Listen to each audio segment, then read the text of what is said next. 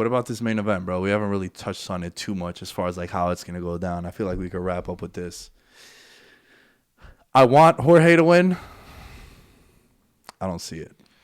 I don't know, man. We've said that against Till, and we said that against Askren. I tell you, bro, Jorge, I never lost. I say this all the time. That was the fastest I've lost money in my life. I was putting the bet in. I was like, it was about they were walking out. I was like, yo, why am I? It was minus Ben Askren. It was minus 200.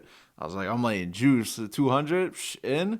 Bell rings. I look up, flying knee. I'm like, yo, that's fake. I was like, there's no way he's unconscious right now, bro. I was like, yo, no fucking way. I was sitting there. Everyone was flipping out. I was more just like speechless. I was like, yo, just put the bet in, bro. Oh man, I was like, yo, this is crazy. And then like I started singing. I was like, yo, it's the wildest shit I've ever seen. Like, fucking straight up, bro. That shit. A fucking flying knee knockout off rip. Yo, so check this out. Stiff. Covington, in his last 8 fights as a favorite, 8-0. Now, Masvidal, in his last 5 fights as an underdog, he's 3-2, 3 of which ended in finishes. For him, right? Yeah. Yeah. Like the fight ended as a finish. When was the last time he was a favorite? Like Probably against Nate. Oh, Nate. Yeah, all right. Yeah, you're right. You're right. Yeah. Definitely a dog against Till. Clearly Askren. A dog against Askren. Sorry. Usman twice. Usman twice, yeah. Maybe he was dogged against Nate 3-2. That would make sense. If that was his last 5. It was like a pick 'em or something. I doubt it, man. I don't know. But I have to go back and check. So here's the thing. Here's how I would approach this. And I kind of feel like this is like the consensus take. The fight is favored to go to the distance. I feel like if I'm going to bet Masvidal, I probably bet him inside the distance. Like Masvidal by knockout is how I would expect him to win. Like I can't see like, bro, Covington's pace and cardio is just like, it's just wild. I don't know if he has like the craziest power. I don't think he has the craziest power, but I just Definitely think it's doesn't. like, I just think it's like the volume. It's a lot, bro. Yeah, you know, like I always think of like the Robbie Lawler, and even against like Usman, he hits Usman with like 4 or 5 piece combinations. That's when you see Usman getting like riled up. But it felt like Even Dos Anjos, when he beat him, it was like grappling. All right, now striking. Yeah. It's like nonstop. But even so, like with Covington, it felt like for every 4 shots he would throw at Usman would counter with just like 1 hit, and like the amount of damage if you were playing like Mortal Kombat or Street Fighter was like the same. Right, if that makes sense. So it's like it's an accumulation of a lot of strikes with Covington. And pace, like he's just nonstop, relentless. Do you think Covington could win inside the distance? Yeah, if he gets Masvidal tired, of course. Like a I don't know, like a standing TKO where he's just like covering up and had enough. But it's interesting, man. Like this fight, it's hard to say. Like traditionally, I would agree with you. I mean, I still think that's Masvidal's only way to win is inside the distance. But these Plus guys, 400 to win via knockout. these guys Masvidal. know each other, man. Like they trained together for years, right? So it's not. I feel like it's not like Masvidal's gonna see something he's seen a lot from Covington, and I'm sure they've definitely evolved as fighters, but they also know like what their go-tos are. What they just know each other. So. And even Masvidal's coaches like trained Covington and cornered him for years. So it's like these guys know tendencies and all that shit. Like how much can really change, from leaving a gym or 2 to 3 years where they popped off on each other. So I expect like a good fight, man. I think I wouldn't even be surprised if Covington just stands and trades. Mm-hmm. I know Masvidal's is like, yo, he's gonna hug my leg. Like we know he's gonna do that. But I don't know, yo. Covington, when has he wrestled last? Like I think Usman's a fucking fantastic wrestler, right? So that's why I think he never shot really. Like, yeah, you didn't see no like takedown attempts, and I know it was controversial, right? Right. Yeah. But yeah, man, I don't know. There's something to that. There has to be something to that where I think Masvidal.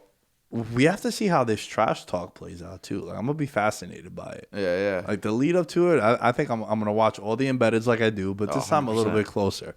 And then the press conferences too. It's also, I think, obviously, I mean, you might think this too, staged. Like the beef is, I think it's staged. Yeah. Yeah. Handshakes. Straight out of a WWE playbook. This is a WWE. I mean, dude, I used to tell you this years ago. Everything is wrestling. He didn't want to love it. Now he does. Kurt Angle walkout. I can't wait for the Kurt Angle walkout. Oh man, that's the best part. But yo, you don't think hugs at the end of this? I do. Maybe not, but like definitely like drinks afterward or some shit for sure. I don't know, man. Bro, I think the leaving of the camp. Everyone knows Covington is a character, like a gimmick. Everyone knows that. If you don't know that by now, I don't know what. Yeah, but I think it's more personal. Like with Usman, I took it as like they're trying to sell the fight. And then you saw that embrace after when we were in MSG and how they were mic'd up. He's like, yo, man, it's all love. You know, we're just trying to make money and shit. He's like, I respect you, whatever. And then like 15 minutes later at the press conference, he's like, yo, I beat him, whatever. You know, the usual character, thing. right back into character. But I don't know, man. I think this one, you want to let's do a side bet. Hugs or no hugs at the end?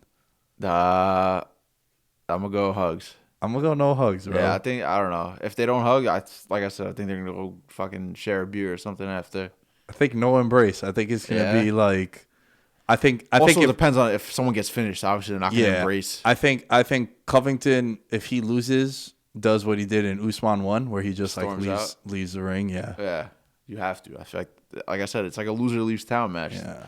Someone's star is like getting the plug pulled on Saturday night. Man, I'm going to be there to see it. So. Yeah, bro. I know. I'm fascinated by Masvidal though, man, in this spot. Like as a big dog. I mean, you're looking at the line now, right? And he's plus 250 or higher in pretty much every book. Like I'm on best fight odds. Covington is minus 320, minus 400, minus 350, like consensus. That seems right though. It does seem right, yeah. Like I'm not like I don't think that's lined wrong, you know. Well, yeah, I'm pretty sure like just Covington. I think Covington wins this, and I think it's rather dominant. Yeah. I think it's a 5-round to 0 kind of fight if it goes the distance. I hope not. I hope we see some excitement. I want to see someone just get dropped or something. Like I want to see like Covington Usman too, where Covington got dropped twice in the same round within like a minute of each other. The second round or the third round? Yeah, it was the second round. Yeah, stayed alive, saved by the bell. Mm-hmm. So I want to see some shit like that where like someone faces a lot of adversity and it's like, what's gonna happen at this? And then they come out from the corner or some shit. I just want to see someone face adversity. Nah, or someone have a moment. Like, well, yeah, I kind of want there to be. There's got to be a moment.